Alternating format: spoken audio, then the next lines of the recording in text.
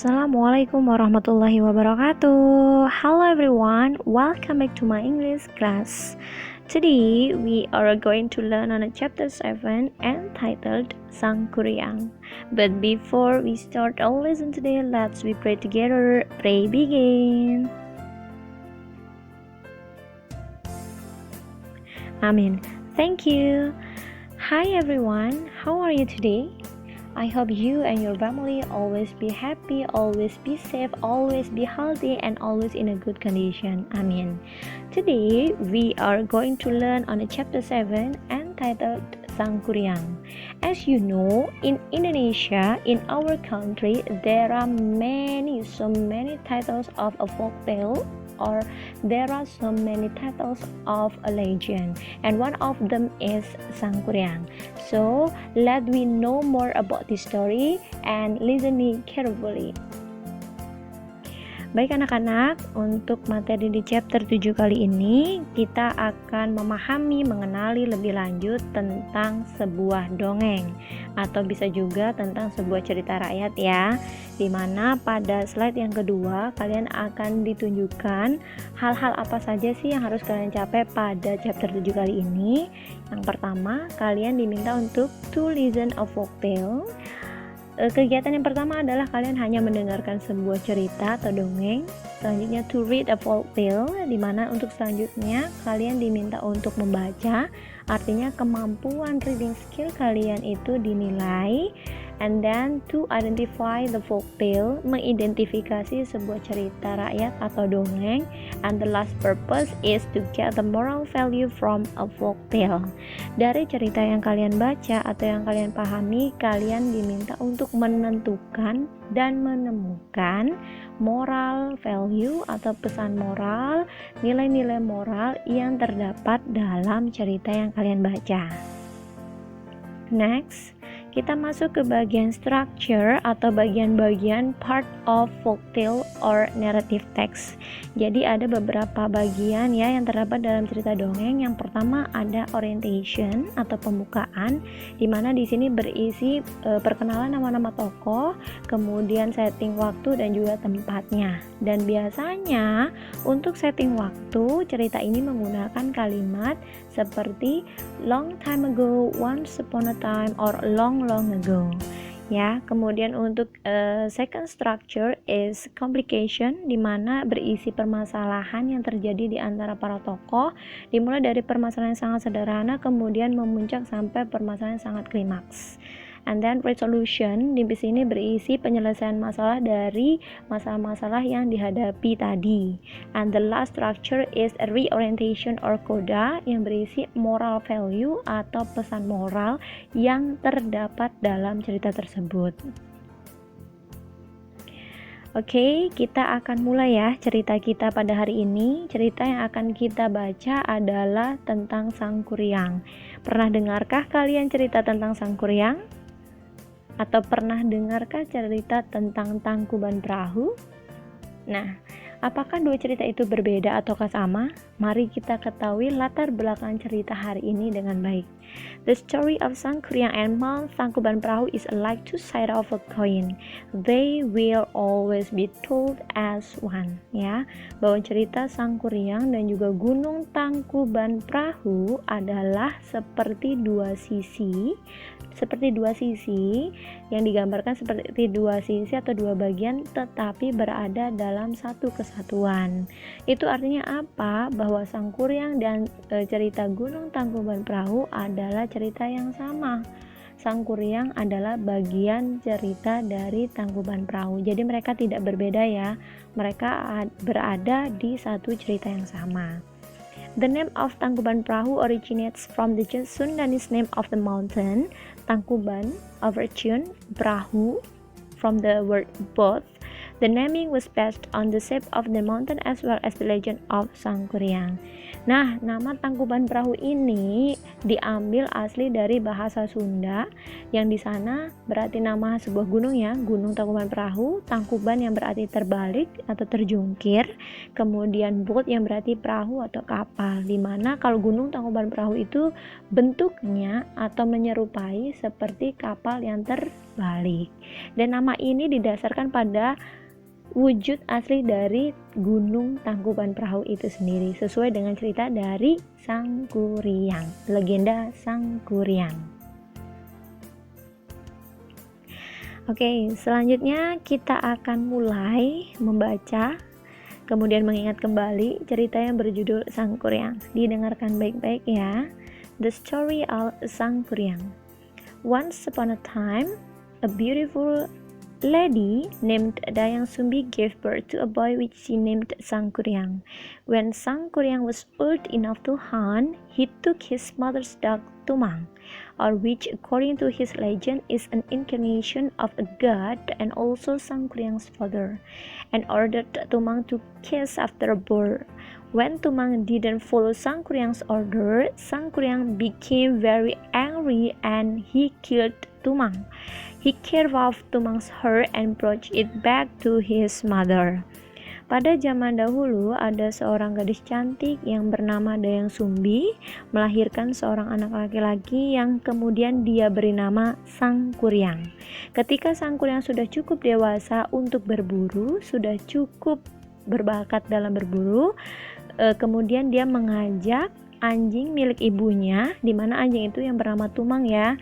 Di sini Tumang dideskripsikan atau digambarkan sebagai perwujudan dari bentuk reinkarnasi oleh ayahnya sendiri. Jadi Tumang adalah wujud penghidupan kembali oleh Tuhan yang awalnya dia adalah ayahnya sendiri, tetapi untuk setelah reinkarnasi bentuknya adalah anjing. Kemudian saat itu ketika berburu, Tumang diminta untuk menangkap seekor babi. Ketika Tumang tidak dapat babi tersebut, tidak dapat memenuhi keinginan dari Sang Kuryang pun menjadi sangat marah dan pada akhirnya membunuh Tumang atau membunuh ayahnya sendiri. Kemudian dia mengambil hati Tumang yang akan dia antarkan atau dia buktikan kepada ibunya sebagai hasil perburuannya. Dayang Sumbi took the heart, cooked it and ate it. When she discovered that the heart belonged to Tumang, her husband, she was overcome with wrath. She sent her son away, but not before she hit him with a spoon and left a deep scar on his head. Nah, kemudian setelah dia mengambil hati Tumang, dia antarkan ke rumah dan diberikan ke ibunya, kemudian dimasak, bahkan sampai dimakan oleh ibunya. Ketika saat itu ibunya makan, pada akhirnya ibunya pun dapat mengenali bahwa hati yang dia makan adalah hati milik Tumang atau milik suaminya. Ya, dan kemudian dia pun menjadi sangat marah kepada anaknya sendiri, yaitu Sang Kuryang. Kemudian kemarahannya pun mengakibatkan sebuah pukulan yang dia pukul dengan sendok, menggunakan sendok. Pukulan itu dia arahkan ke kepala anaknya sampai dengan membentuk bekas luka, sampai mengakibatkan luka, berarti ada darah ya di sana. Kemudian setelah dipukul, anaknya diusir dari rumah. Nah, next, Sang Kuryang traveled around the world. After a long while, he arrived back in his village again without recognizing it. He saw a beautiful lady and fell in love with her.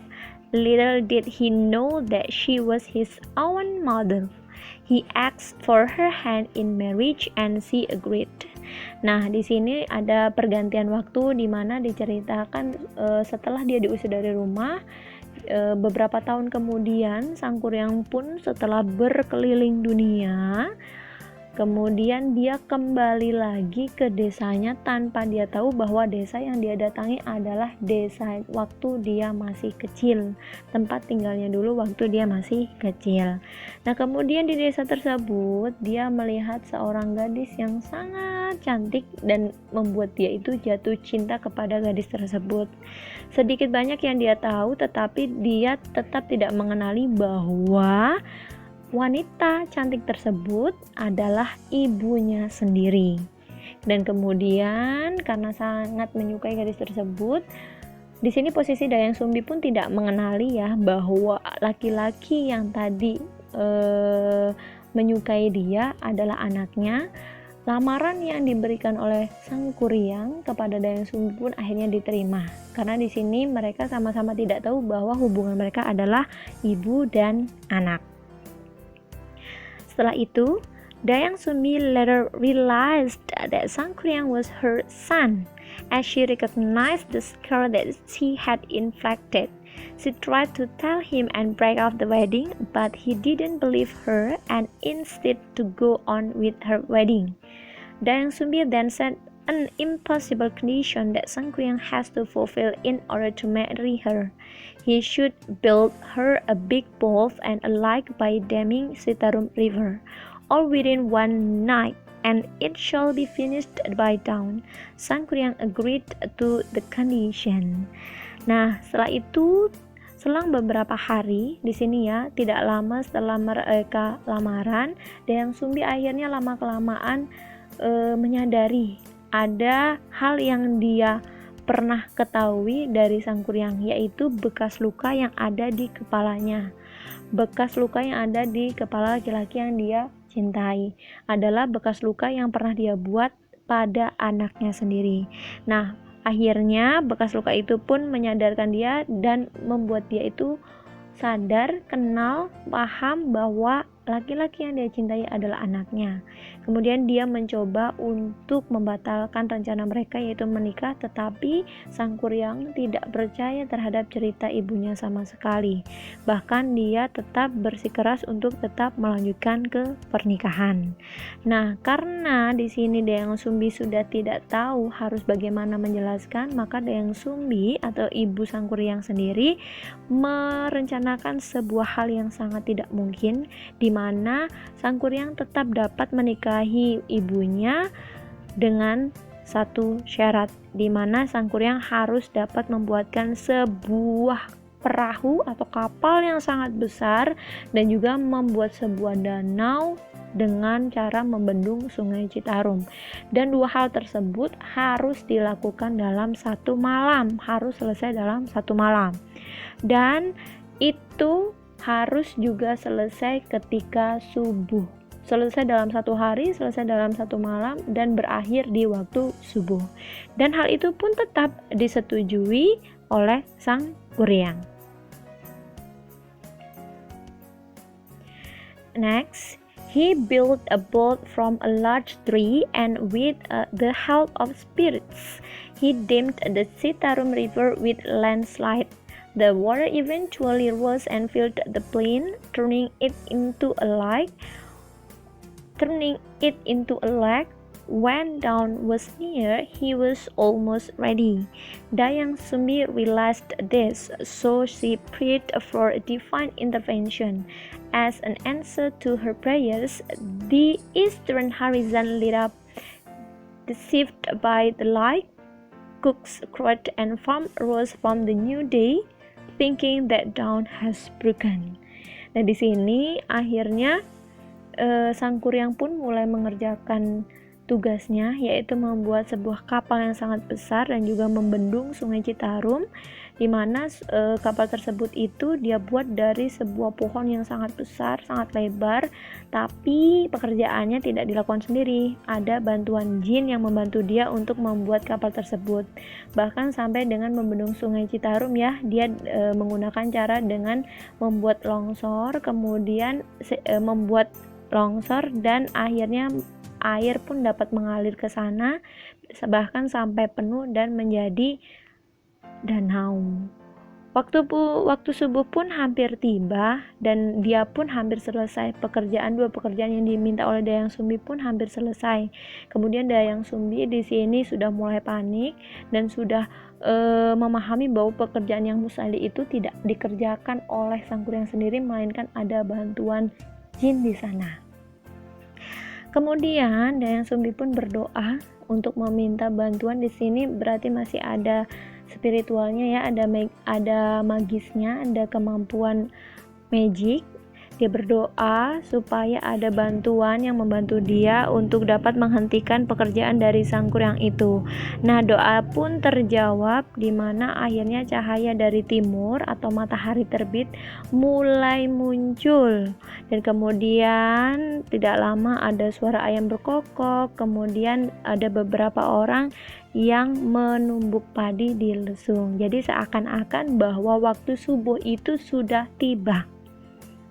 Sang kuryang was also deceived. He thought his endeavor his failed. Angrily he kicked the boat so that it topped over. This boat became Tangkuban Perahu Mountain, or Tangkuban means upside down and Perahu means boat. The pile of leftover wood became Mount Burangrang, and the rest of the big tree became Mount Bukit Tunggul. The lake became Lake Bandung, or which literally means dam. Nah, di sini sang kuryang yang akhirnya tahu bahwa waktu berakhirnya tugas dia sudah muncul, artinya waktu subuh telah tiba. Kemudian dia pikir usahanya yang hampir selesai itu sia-sia, ya, gagal. Dengan marahnya kemudian dia tendang perahu yang sudah dia buat, dan akhirnya terbang jatuh dengan posisi tertelungkup. Kemudian perahu ini yang akhirnya menjadi Gunung Tangkuban Perahu, di mana tadi untuk Tangkuban itu berarti tertelungkup, dan perahu itu karena perahu yang tadi dibuat, ya, asalnya memang dari perahu yang tertelungkup.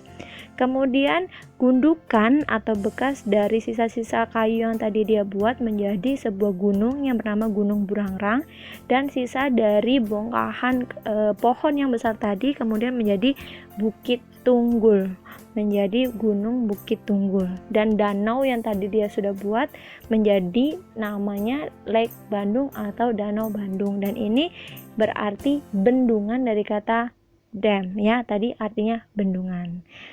Oke, untuk cerita sang kuryang kita berakhir sampai di sini. Nanti ketika kalian ingin mengetahui lebih lanjut cerita ini, kalian bisa lagi buka di alamat yang sudah saya sertakan di bawah ini. Oke anak-anak, sekian cerita untuk chapter 7. Cerita pertama di chapter 7 dengan judul Sang Kuryang. Silahkan kalian nanti baca kembali dan coba baca kembali dengan cara yang benar dan juga dengan intonasi yang benar, karena nanti di pertemuan berikutnya kalian akan ada penilaian reading atau penilaian membaca. Oke. Saya ucapkan terima kasih banyak untuk yang sudah menonton sampai dengan akhir. Semoga kalian dapat mendapatkan hikmah dari cerita Sang Kuryang kali ini, dan nanti ketika penilaian, nilainya juga bagus-bagus. Saya akhiri, wabillahi taufiq walhidayah. Wassalamualaikum warahmatullahi wabarakatuh. Thank you.